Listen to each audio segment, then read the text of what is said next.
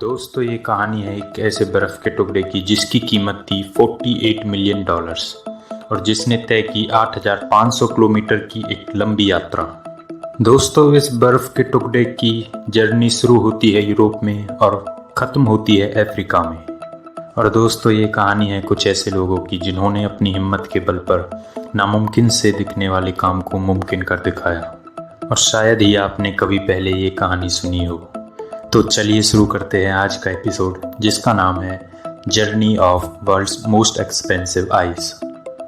दोस्तों कहानी की शुरुआत होती है साल 1998 में जब रेडियो लक्समबर्ग ने दुनिया के सामने एक अनोखा चैलेंज रखा। इस चैलेंज में 3 टन वजनी एक बर्फ़ के टुकड़े को आर्कटिक सर्कल से होते हुए पूरा यूरोप क्रॉस करते हुए अफ्रीका के गैबोन देश की राजधानी लिब्रविल तक पहुंचाना था।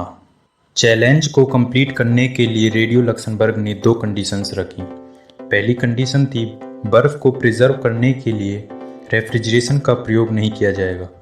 दूसरी कंडीशन थी अपनी मंजिल पर पहुंचने के बाद जितनी भी बर्फ़ बचेगी उसका वजन किया जाएगा और 1 kg ऑफ आइस के बदले $16,000 दिए जाएंगे। इस तरह यदि कोई व्यक्ति 3 टन वजनी बर्फ़ के टुकड़े को सुरक्षित लिब्रविल तक ले आता है तो उसे तकरीबन $48 मिलियन दिए जाएंगे, जो कि एक काफ़ी बड़ी अमाउंट है। यह एक इम्पॉसिबल टास्क था जिसमें 3 टन आइस को एक कॉन्टिनेंट से दूसरे कॉन्टिनेंट तक पहुंचाना था, वो भी बिना पिघले हुए। रेडियो लक्समबर्ग को लगा शायद कोई भी इस चैलेंज को एक्सेप्ट नहीं करेगा, लेकिन 1959 में बिर्गर नात्विक जो मैनेजिंग डायरेक्टर थे नॉर्वेजियन इंसुलेशन मटेरियल कंपनी जिसका नाम था ग्लासवाट, जो ग्लास वूल इंसुलेशन फाइबर्स बनाती थी, नात्विक को पूरा भरोसा था कि उनकी कंपनी के द्वारा बनाया गया ग्लास वूल इंसुलेशन बर्फ़ को बिना रेफ्रिजरेशन के और बर्फ़ बिना पिघले वे गैबोन की राजधानी लिब्रविल तक पहुंचा सकते हैं। नात्विक ने इस चैलेंज को एक्सेप्ट कर लिया। रेडियो लक्समबर्ग को जब इसके बारे में पता लगा तो वे हैरान हो गए, क्योंकि उन्होंने सोचा नहीं था कि कोई व्यक्ति इस चैलेंज को कंप्लीट भी कर सकता है। इसीलिए उन्होंने अपनी सेकंड कंडीशन को हटा दिया, जिसमें उन्होंने बोला था जितना भी बर्फ़ का टुकड़ा बचेगा उसके अनुसार वे 1 kg आइस के बदले $16,000 देंगे। उन्होंने इस कंडीशन को हटा दिया, लेकिन फिर भी नात्विक ने इस चैलेंज को एक्सेप्ट किया, क्योंकि उनका मेन पर्पस पैसा कमाना नहीं था। उनका मेन पर्पस था अपनी ग्लास वूल इंसुलेशन फाइबर को प्रमोट करना। वे ग्लास वाट को और प्रमोट करना चाहते थे और दुनिया को दिखाना चाहते थे कि ये इंसुलेशन का सबसे बेस्ट फाइबर है। दोस्तों यह जर्नी नॉर्वे से शुरू होती और अफ्रीका में गैबोन पर जाके ख़त्म होती, जो इक्वेटर लाइन पे था। इस जर्नी की टोटल लेंथ 8500 किलोमीटर थी। जर्नी स्टार्ट होती है 22 फरवरी 1959 को। बर्फ़ के छोटे छोटे टुकड़ों को आर्कटिक सर्कल से नॉर्वे तक लाया जाता है, फिर उन सबको जोड़कर एक बड़ा हिस्सा बनाया जाता है। बर्फ़ के 3 टन के टुकड़े को एक लोहे के कंटेनर में रखा जाता है, जिसके अंदर 10 इंच की एक ग्लास वूल फाइबर की एक परत होती है। इस यात्रा को ट्रक के द्वारा पूरा किया जाना था। इस जर्नी को कई कंपनियों ने स्पॉन्सर भी किया, जैसे स्कैनिया कंपनी ने ट्रक प्रोवाइड किया तो शेल कंपनी ने फ्यूल। 4 लोगों का एक क्रू इस ट्रिप को स्टार्ट करता है, जिसमें ड्राइवर और एक वर्कशॉप मैनेजर भी था, यदि ट्रक में कोई दिक्कत आए तो वो उसे रिपेयर कर सके।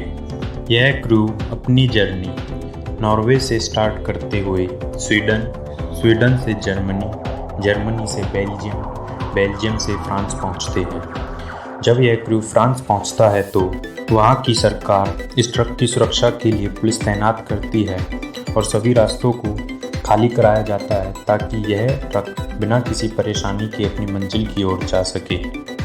यह क्रू बिना किसी परेशानी के अपने फाइनल डेस्टिनेशन की तरफ आगे बढ़ता रहता है। यूरोप की सड़कें काफ़ी अच्छी होती हैं, इसलिए इन्हें ट्रक चलाने में कोई परेशानी नहीं होती।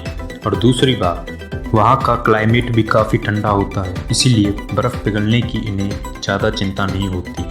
अब ये पूरे यूरोप की जर्नी कंप्लीट कर चुके होते हैं और पूरे ट्रक को एक बोट में चढ़ाया जाता है और फिर उसे अफ्रीका के देश अल्जीरिया तक पहुंचाया जाता है। अल्जीरिया पहुंचने के बाद क्रू का सामना होता है विशाल सहारा रेगिस्तान से। यहाँ पर बहुत ज़्यादा गर्मी होती है और अब इनकी बर्फ़ भी पिघलना शुरू हो जाती है, लेकिन इनकी ये मुसीबत यहाँ नहीं रुकती। रेगिस्तानी रेत में इनके ट्रक का पहिया भी धंसना शुरू हो जाता है। वे बड़े मुश्किल से अपने ट्रक के पहिए को निकालते हैं, लेकिन सबसे बड़ा खतरा होता है नक्सलाइट्स का। अल्जीरिया और नाइगर के बीच के रेगिस्तान में बहुत सारे नक्सलाइट्स ग्रुप छुपे रहते थे जो कभी भी इन पर हमला बोल सकते थे, लेकिन ये लोग हार नहीं मानते। इनका ट्रक कई बार खराब भी हो जाता है, लेकिन ये उसे ठीक कर लेते हैं। नाइगर पहुंचने के बाद इनकी मुलाकात कुछ कबीलों के लोगों से होती है। ये पिघली हुई बर्फ़ का पानी कैमल्स को ऑफर करते हैं और अपनी जर्नी के लिए रवाना होते हैं। और आखिरकार 10 देशों को क्रॉस करते हुए ये लोग 27 दिनों के बाद लिब्रवील पहुंच ही जाते हैं। बारी थी रिजल्ट की। अब ये देखना था कितनी बर्फ़ पिघली थी और कितनी बची हुई है।